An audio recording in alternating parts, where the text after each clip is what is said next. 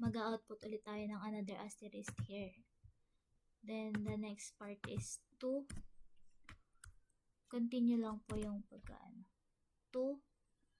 Then, yung formula, which is this. 2 times, ganyan lang po natin yun.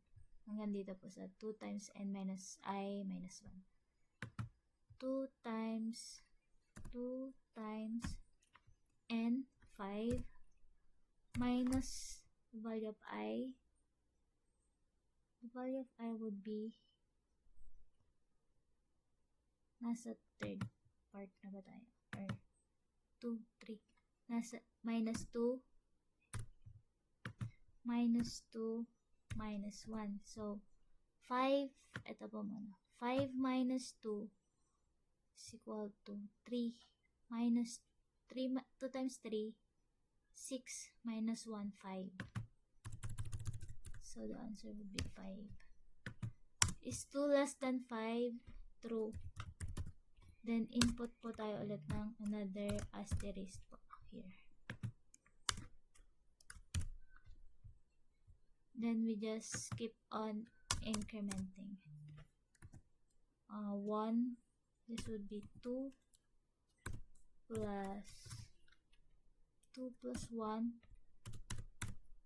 This is 2 plus 1 equals 3. Then, 3. Yung formula po ulit ito. 2 times 5.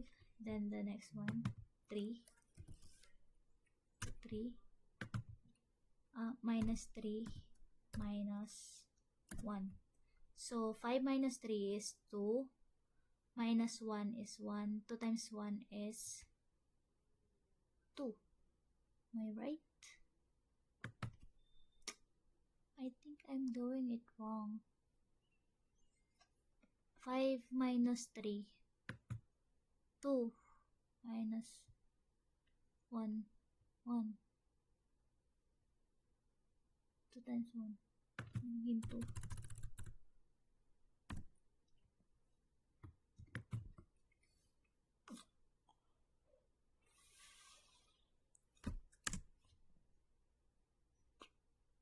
Hindi pa ako maabot ng 5, oh.